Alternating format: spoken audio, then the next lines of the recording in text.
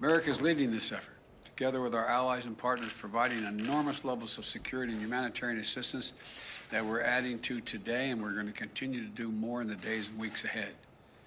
We're crippling Putin's economy with punishing sanctions that's going to only grow more painful over time, with the entire NATO and EU behind us and many other countries.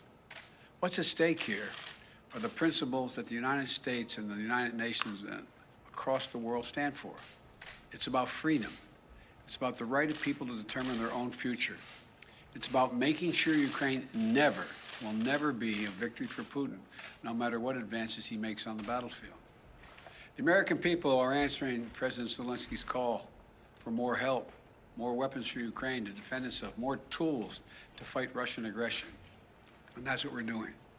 In fact, we started our assistance to Ukraine before this war began, as they started to do exercises along the Ukrainian border, the Russians, starting in March of last year. We took the threat of Putin invading very seriously, and we acted on it. We sent Ukraine more security assistance last year, $650 million in weapons, including anti-air and anti-armor equipment, before the invasion, more than we had ever provided before. So when the invasion began, they already had in their hands the kinds of weapons they needed to counter Russian advances. And once the war started, we immediately rushed $350 million in additional aid to further address their needs. Hundreds of anti-air systems, thousands of anti-tank weapons, transport helicopters, armed patrol boats, and other high-mobility vehicles, radar systems that help track incoming artillery and unmanned drones, secure communications equipment and tactical gear, satellite imagery and analysis capacity. And it's clearly helped Ukraine inflict dramatic losses on Russian forces. On Saturday, my administration authorized another $200 million to keep a steady flow of weapons and ammunition moving to Ukraine. Now I'm once again using my presidential authority to activate an additional security assistance to continue to help Ukraine fend off Russia's assault, an additional $800 million in assistance. That brings the total of new U.S. security assistance to Ukraine to $1 billion just this week. These are direct transfers of equipment from our Department of Defense to the Ukrainian military to help them as they fight against this invasion. And I thank the Congress for appropriating these funds. This new package on its own is going to provide unprecedented assistance to Ukraine. It includes 800 anti-aircraft systems to make sure the Ukrainian military can continue to stop the planes and helicopters that have been attacking their people and to defend their Ukrainian airspace.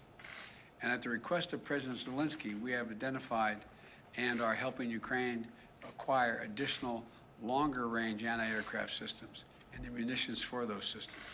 Our new assistance package also includes 9,000 anti-armor systems. These are portable, high accuracy shoulder-mounted missiles that the Ukrainian forces have been using with great effect to destroy invading tanks and armored vehicles. It'll include 7,000 small arms, machine guns, shotguns, grenade launchers to equip the Ukrainians, including the brave women and men who are defending their cities as civilians, and they're on the countryside as well. And as well as the ammunition, artillery, and mortar rounds to go with small arms, 20 million rounds in total, 20 million rounds. This will include drones, which demonstrates our commitment to sending our most cutting-edge systems to Ukraine for its defense. And we're not doing this alone. Our allies and partners have stepped up to provide significant shipments of security assistance and will continue to help facilitate these deliveries as well. The United States and our allies and partners are fully committed to surging weapons of assistance to the Ukrainians. And more will be coming as we source additional stocks of equipment that we're ready to transfer. Now I want to be honest with you. This could be a long and difficult battle, but the American people will be steadfast in our support of the people of Ukraine in the face of Putin's immoral, unethical attacks on civilian populations. We are united in our abhorrence of Putin's depraved onslaught, and we're going to continue to have their backs as they fight for their freedom, their democracy, their very survival. We're going to give Ukraine the arms to fight and defend themselves through all the difficult days ahead. We're going to continue to mobilize humanitarian relief to support people within Ukraine and those who have been forced to flee Ukraine. In just the past few weeks, we provided $300 million of humanitarian assistance to the people in Ukraine and in neighboring countries. Tens of thousands of tons of food, water, medicine, and other basic supplies to support the people in need. Our experts on the ground in Poland and Moldova and other neighboring countries are there to make real-time assessments of the rapidly evolving crisis to get urgently needed humanitarian supplies to the people in need when they need it. And we will support Ukraine's economy with direct financial assistance as well. And together with our allies and partners, we will keep up the pressure on Putin's crumbling economy, isolating him on the global stage. That's our goal.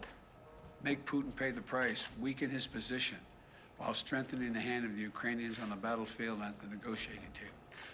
Together with our allies and partners, we're going to stay the course. And we'll do everything we can to push for and end this tragic, unnecessary war. This is a struggle that pits the appetites of an autocrat against humankind's desire to be free. And let there be no doubt, no uncertainty, no question. America stands with the forces of freedom. We always have and we always will. I thank you all and God bless you, and I'm going to walk over and sign this bill to allow the drawdown of those materials. And may God protect their young Ukrainians who are out there defending their country.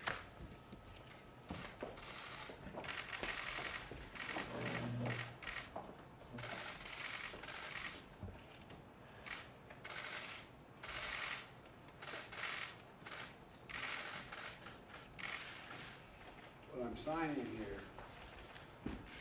is delegation authority under Section 506A1 of the Foreign Assistance Act of 1961, translated into plain English, a total of $800 million in defense art.